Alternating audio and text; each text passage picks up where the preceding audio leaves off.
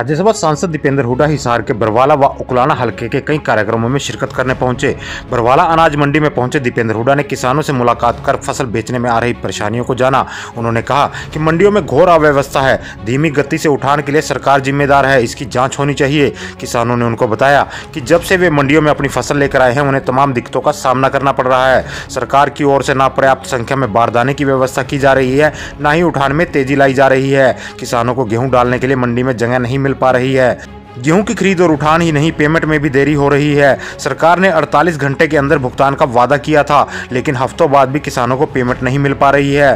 पहले सरकार ने खुद ही ऐलान किया कि किसान बिना मैसेज का इंतजार किए फसल बेचने आ सकते हैं। अब जब किसान फसल बेचने पहुंच रहे हैं तो उन्हें मैसेज का इंतजार करने के लिए कहा जा रहा है। दीपेंद्र हुड्डा ने कहा कि बार बार कहने के बावजूद सरकार ने खरीद उठान भुगतान के पुख्ता बंदोबस्त नहीं किए, इसलिए खरीद की गति भी बेहद सुस्त है और मंडियों में किसानों को भारी अव्यवस्थाओं का सामना करना पड़ रहा है। गेहूं की आवक के मुकाबले तेजी से उठान न होने के चलते मंडियों में जगह नहीं बची और अनाज सड़कों तक फैल गया है। ऊपर से बारिश आंधी किसान के जख्मों पर नमक छिड़कने का काम कर रही है। खरीद केंद्रों पर गेहूं रखने की व्यवस्था और तिरपाल की कमी के चलते बार बार किसान का अनाज भीग रहा है। कई जगह अनाज कच्ची जमीन पर रखा जा रहा है तो कई जगह खुले आसमान के नीचे बारिश में। संकट के इस दौर में अनाज की बेकदरी की खबरें विचलित करने वाली हैं। मंडियों में अव्यवस्था का आलम यह है कि सरकार को खरीद बंद करने की घोषणा करनी पड़ी। ऐसा पहले कभी नहीं हुआ था। इससे स्पष्ट है कि सरकार ने समय रहते फसल खरीद के पुख्ता इंतजाम नहीं किए और सिर्फ किसानों को गुमराह करती रही।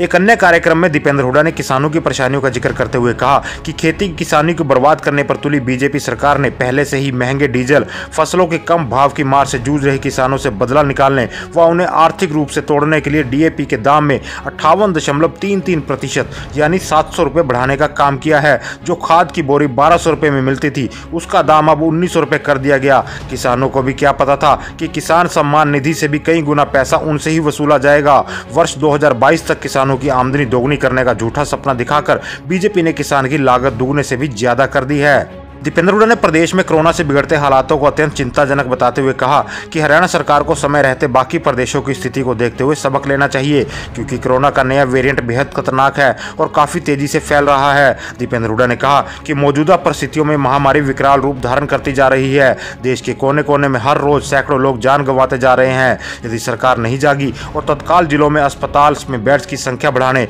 आईसीयू बेड की संख्या बढ़ाने, ऑक्सीजन व दवाइयों की उपलब्धता सुनिश्चित कराने जैसे इंतजाम युद्ध स्तर पर नहीं किए गए तो इसके दुष्परिणाम पूरे प्रदेश को भुगतने पड़ेंगे। दीपेंद्र हुड्डा ने उकलाना हलके के गांव बधावर में डॉक्टर भीमराव अंबेडकर युवा सेवा समिति द्वारा आयोजित कार्यक्रम में डॉक्टर भीमराव अंबेडकर जी की प्रतिमा का अनावरण किया। उन्होंने कहा कि डॉक्टर अंबेडकर द्वारा प्रदत्त संविधान गरीब और आम आदमी के हितों की रक्षा करता है। उन्होंने न केवल गरीबों के हितों की रक्षा के लिए दुनिया का बेहतरीन संविधान दिया, बल्कि उनको एक मूल मंत्र भी दिया कि शिक्षित बनो, संगठित रहो और संघर्ष करो। हल्ला बोल हरियाणा।